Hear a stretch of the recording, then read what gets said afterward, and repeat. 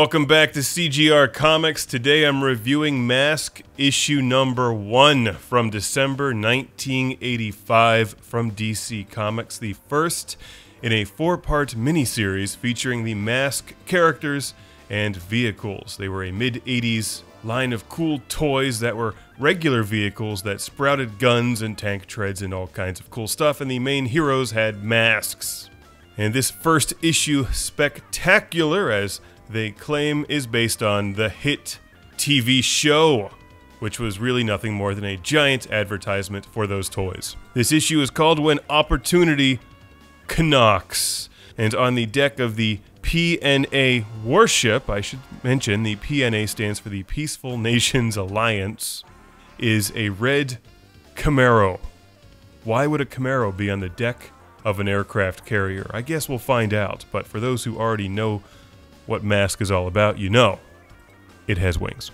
The issue begins with Matt Tracker, the hero of Mask, diving into the ocean on a suicide mission to turn off some kind of nuclear weapon defense system, which has gone haywire and is shooting laser beams everywhere, including at a poor unsuspecting shark.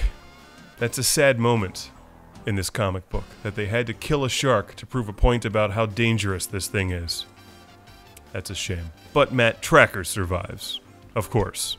And I like this part where the other sailors, one of whom looks exactly like Shipwreck from G.I. Joe, are laughing at Matt Tracker for having to bring his car on the aircraft carrier. Well, unbeknownst to them, the Camaro flies and has machine guns, and flies to the Mask headquarters, which, as you may or may not know, are in a volcano. You could buy that entire thing as a playset. I never had that, but it did look kind of cool. The gas station sign would spin around and have machine guns, and it was very cool. Now, as you might expect, the bad guys arrive to attack the volcano with evil names, like Miles Mayhem and Sly Rax, with a helicopter and motorcycles, and the Mask team runs to their Energizer room where the masks are energized, which I assume is their way of saying the masks have been laundered and are clean and ready to wear. It's time for battle. Here's the sign that spins around, revealing machine guns, and there's a giant barrier and like a missile defense system or something.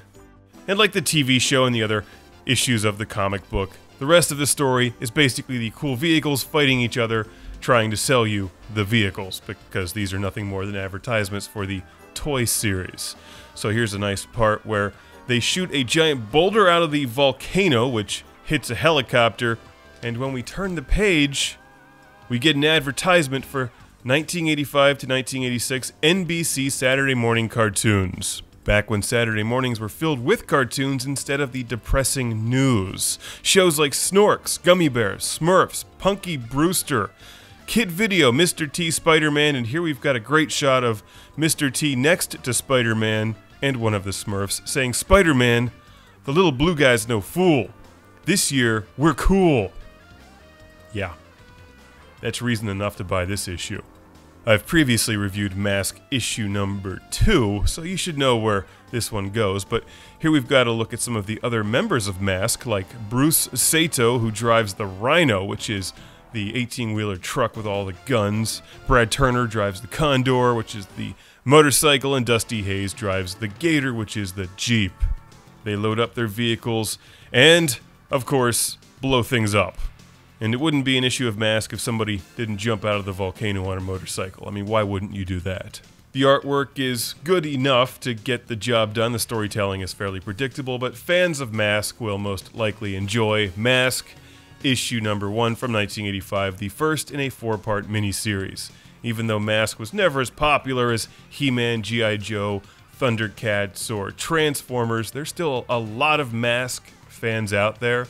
Or maybe people who forgot they were Mask fans. Here's a cheap, fun way to revisit the series, and if you think it looks cool, it's also a cheap, fun way to experience Mask for the first time.